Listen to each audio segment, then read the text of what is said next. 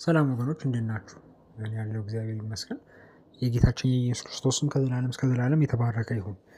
ክርስቲያኖች ይህን ቪዲዮ ኮፒ ሊንክ ሼር በማድረግ ለምትችሉ ሰው ሁሉ አደርሱ። እንደተለመደው በጣም ወሳኝ ቪዲዮ ስለሆነ ኮፒ ሊንክ ሼር አድርጉ ለምትችሉ ሰው ሁሉ። በጣም ወሳኝ ቪዲዮ ነው እና ሰው ለምትችሉ ሰው ሁሉ አዳርሱ። ዱዌት ሪፖስትም አይረሳ። በዚህ ቪዲዮ ላይ በድጋሚ ለኡስታዝ ዙዙ መልስ የምንሰጥ ይሆናል። ያው የውይይት ጥሪ ስለማይቀበል እንደሚታወቀው ወንድማችን እፎይ የውይይት ጥሪ ያቀርቦለት 13,000 ወደ 14,000 ህዝብ በተሰበሰበበት ነው ኮመንት ዘግቶ የሸሸው። ሰው የውይይት ጥሪ እንደማይቀበል እናውቃለን። ስለዚህ ከወዲሁ ዝም ብለን መልስ የምንሰጠው ይሆናል ማለት ነው። ቀጥሎ የተናገረውን ቪዲዮም ሰማና ከዛ በኋላ የመልስ የምንሰጠው ይሆናል ማለት ነው። የሚለውን ስሙት። ኢየሱስ ክርስቶስ ሞትን ድል አድርጎ ተነስቷል ነው ያልሽው? አዎ ተነስቷል። ያስነስቶት ነው እንጂ አምላኩ እርሱ መነሳት አይችልም። እንግዲህ እንደሰማችሁት ጌታችን ኢየሱስ ክርስቶስ ከሙታን የተነሳው በራሱ ሳይሆን እግዚአብሔር አብን ያስነሳው አምላኩን ያስነሳው የሚል በጣም ደካማ ሙግትን አንስቷል። ነገር ግን ይሄ ትክክለኛ ነው ወይ ደግሞ ትክክለኛ የመጽሐፍ ቅዱስ አስተምሮ ነው ወይ ስንል አይደለም። በመጀመሪያ ደረጃ እግዚአብሔር አብ የጌታችን የኢየሱስ ክርስቶስ አባት ክርስቶስ ኢየሱስን ጌታችን ኢየሱስ ክርስቶስን ከሙታን አስነስቶታል የሚለው እምነት መጽሐፍ ቅዱሳዊ እምነት ነው። መጽሐፍ ቅዱስ በግልጽ የሚያስተምረው ትምህርት ነው። ጌታችን ኢየሱስ ክርስቶስን ከሙታን ያስነሳው እግዚአብሔር አብ ነው። ይህንን በገላትያ ምዕራፍ 1 ቁጥር 1 እንዲሁም በሌሎች የመጽሐፍ ቅዱስ ክፍሎች ላይ እንመለከታለን። ስለዚህ ጌታችን ኢየሱስ ክርስቶስ ከሞት የተነሳው በአብ አስነሽነት ነው። ትክክል፣ እናምናለን። አሁን ጥያቄው የሚመጣው ይሄ የማስነሳት ተግባር ወይ ደግሞ ይሄ የአስነሽነት ተግባር የተከናወነው በአብ ብቻ ነው ወይስ በአብና በወልድም ነው? ጥያቄ። የመጀመሪያው ማስረጃ ልጥቀስላችሁ። አሁን ስክሪኑ ላይ እንደምትመለከቱት የዮሐንስ ወንጌል ምዕራፍ 2 ከቁጥር 19 እስከ 22 እንደዚህ ይላል። ኢየሱስም መልሶ ይህን ቤተ መቅደስ አፍርሱት፣ በ3 ቀንም አነሳዋለሁ አላቸው። ስለዚህ አይሁድ ይህ ቤተ መቅደስ ከ46 ዓመት ጀምሮ ይሰራ ነበር፣ አንተስ በ3 ቀን ታነሳዋልህ አሉት። እርሱ ግን ስለ ሰውነቱ ቤተ መቅደስ ይል ነበር። ስለዚህ ከሙታን ከተነሳ በኋላ ደቀ መዛሙርቱ ይህን እንደተናገረ አሰቡና መጽሐፍንና ኢየሱስ የተናገረውን ቃል አመኑ ይላል። ስለዚህ በዚህ ክፍል ላይ እንደምንመለከተው ጌታችን ኢየሱስ ክርስቶስ ምን እያለ ነው? ይህን ቤተ መቅደስ አፍርሱ፣ በ3 ቀንም አነሳዋለሁ ይላል። አይሁዳውያን ምን ብለው ነበር የገመቱት?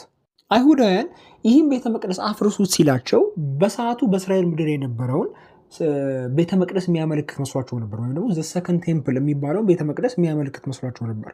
ቁጥር 21 ላይ ግን እሱ ምን ይላል? ስለ ሰውነቱ ይናገር ነበር ይላል። ስለ ሰውነቱ መቅደስ ይናገር ነበር ይላል። ስለዚህ ጌታችን ኢየሱስ ክርስቶስ እየተናገረ የነበረው ስለ ምድራዊው ቤተ መቅደስ ሳይሆን ስለ ሰውነቱ ነበር እየተናገረ የነበረው። ሰውነቱን ነበር አስነሳለሁ እያለ ያለ። ሰውነቱን በቤተ መቅደስ፣ በዚያ ሰውነት የሚሞተው ሞት ደግሞ በመፍረስ መስሎታል። ምክንያቱም አንደኛ ጴጥሮስ ላይ እንደምናነበው በስጋው ሞተ ነው ይላል፣ በሰውነቱ።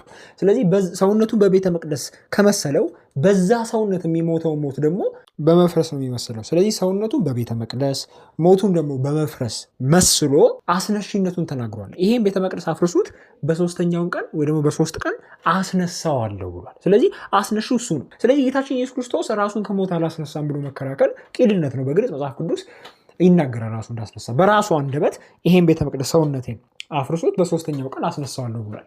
ለዚያም ነው ቁጥር 22 ላይ ስለዚህ ከሙታን ከተነሳ በኋላ ደቀ መዛሙርቱ ይህን እንደተናገረ አሰቡና መጽሐፍንና ኢየሱስ የተናገረውን ቃል አመኑ የሚለው። ይህን እንደተናገረ አሰቡና ምንን? ይህንን አሁን የነገራቸውን ይህን ቤተ መቅደስ ማለትም ሰውነቱን አፍርሱት፣ በ3 ቀንም አስነሳዋለሁ የሚለውን ቃል አሰቡ። መቼ? ከሙታን ከተነሳ በኋላ። ከዛ በኋላ ምን ይላል? መጽሐፍንና ኢየሱስ የተናገረውን ቃል አመኑ። ለምንድን ነው ያመኑት? ሆኖ አዩት። አያችሁ፣ ከመሞቱ በፊት ምን ብሏቸው ነበር? ዮሐንስ 2 ላይ ይሄን ቤተ መቅደስ ማለትም ሰውነቱን አፍርሱት፣ በ3 ቀንም አስነሳዋለሁ ብሏቸው ነበር። በ3 ቀንም አስነሳዋለሁ። ከሞት ከተነሳ በኋላ ያኔ ከመሞቱ በፊት የነገራቸው ነገር ሆኖ አገኙት፣ የምርም ተፈጽሞ አገኙት። ስለዚህ ምን ይላል? መጽሐፍንና ኢየሱስ የተናገረውን ቃል አምኑ። ኢየሱስ የተናገረው ቃል ይሄን ቤተ መቅደስ አፍርሱት፣ በ3ኛው ቀን አስነሳዋለሁ የሚለው ቃል ተፈጽሞ ስላዩት፣ ሆኖ ስላዩት፣ የምርም የእውነትም ሆኖ ተፈጽሞ ስላዩት አመኑ ኢየሱስ የተናገረውን ቃል። ስለዚህ መጽሐፍ ቅዱስ የጌታችን ኢየሱስ ክርስቶስን ትንሣኤ እሱ አላከናወነውም ብሎ አያስተምርም። እሱም እንዳከናወነው ከአባቱ ጋር በአንድነት እንዳከናወነው ይናገራል ማለት ነው። ወደ ሁለተኛው ማስረጃ እንሂድ። አሁን ስክሪኑ እንደምትመለከቱት የዮሐንስ ወንጌል ምዕራፍ 10 ቁጥር 17 እንደዚህ ይላል፣ ነፍሴን ደግሞ አነሳት ዘንድ አኖራለሁና ስለዚህ አብ ይወደኛል አለ። አያችሁት? ነፍሴን አነሳት ዘንድ አኖራለሁና ስለዚህ አብ ይወደኛል። አሁን በዚህ ክፍል ላይም ጌታችን ኢየሱስ ክርስቶስ ራሱን እንደሚያስነሳ እየተናገረ ነው። ነፍሴን አነሳት ዘንድ አኖራለሁና ስለዚህ ነፍሱን የሚያነሳት እሱ ነው። አይ ዊል ቴክ ኢት በፈርስት ፐርሰን እኔ ነኝ ማነሳት እያለ ነው። ስለዚህ ነፍሱን እንደሚያስነሳ ማለትም ከሞት ራሱን እንደሚያስነሳ እየተናገረ እሱ ነው አስነሽ። አያችሁ አሁን አኖራለሁ ማለት ምን ማለት ነው ስንል እሞታለሁ ማለት ነው። በፍቃዴ ነው የምሞተው ማለት ነው። ጌታችን ኢየሱስ ክርስቶስ በፍቃዱ ነው የሞተው። ነፍሱን ለብዙዎች አሳልፎ እኔ የሰጠው በሱ ፍቃድ ነው የሞተው። ለዛ ነው አኖራለሁ የሚለው። ማለትም ማንም ነፍሱን ከሱ አይወስድም። ኦኬ ማንም እሱ ያለሱ ፍቃድ ያለሱ ይሁንታ አይገድለውም። በራሱ ፍቃድ ነው የሚያኖረው።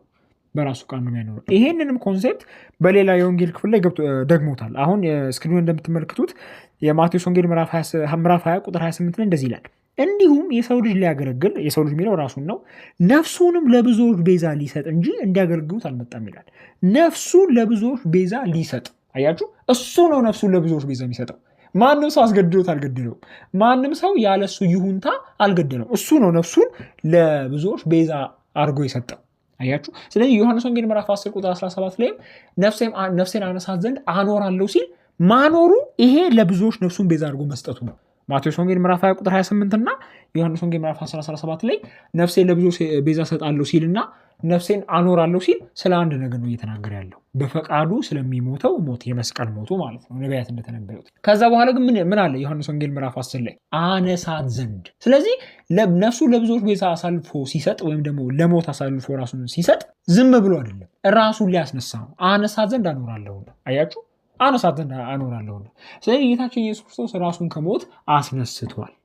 ራሱን ከሞት አስነስቷል። በጣም ቀላል ጥያቄ ይሄ ቀላል ጥያቄ ነው። ትንሣኤው የተከናወነው በአብም በወልድም ነው። በአብና በወልድ ነው የተከናወነው፣ በአንድነት በአንድ አምላክነት፣ የአብም የወልድም በሆነው በአንዱ አምላክነት። ከዚህ በፊት መጀመሪያ ላይ እንዳየነው አብ ጌታችን ኢየሱስ ክርስቶስን እንዳስነሳው ተነግሯል። ደግሞ አዘሴም ታይም ራሱንም አስነስቷል ወልድ። እዚህ ያ ወልድ መሆኑ የምናውቀው እንዴት ነው ከተባለ ዮሐንስ ወንጌል 10 ቁጥር 17 ላይ ነፍሴን አነሳት ዘንድ አኖራታለሁ፣ ለዚህም አብ ይወደኛል አለ። ለዚህም አብ ይወደኛል። አብ የሚወደው ማንን ነው ስንል ማቴዎስ ወንጌል ምዕራፍ 3 ቁጥር 17 እንደዚህ ይላል። ስክሪኑ እንደምታዩት እነሆ ድምፅ ከሰማያት ወጥቶ በእርሱ ደስ የሚለኝ የምወደው ልጄ ይሄ ነው፣ የምወደው ልጄ። አብ የሚወደው ወልድ ነው። አያችሁ አብ የሚወደው ወልድ ነው። ያ ወልድ ደግሞ ምን አለ? ነፍሴን አነሳ ዘንድ አኖራታለሁ፣ ለዚህም አብ ይወደኛል። አያችሁ ያ አብ የሚወደው ልጁ መሆኑ አሁን ከማቴዎስ ወንጌል 3:17 አይተናል። ያ አብ የሚወደው ልጁ ራሱን ከሞት አስነስቷል። ነፍሴን የኔን ነፍስ አነሳት ዘንድ እኔ ነኝ ማለት። ስለዚህ የማስነሳቱ ተግባር ከዮሐንስ ወንጌል ምዕራፍ 2 እና ከዮሐንስ ወንጌል ምዕራፍ 10 እንደምንረዳው የተከናወነው በአብም በወልድም ነው። የአንድ አምላክ ግብር ነው። የአንድ አምላክ ግብር ነው። በዚህ ነው የሚታየው። ክርስቲያኖች ለምትሉ ሰው ሁሉ ኮፒ ሊንክ ሼር አድርጉ። ሪፖስት እና ዲሌት የማይረሳ በጣም ቀላል ጥያቄ ነው ያነሳው። እሱ እንደዚህ የሚመለስ ነው።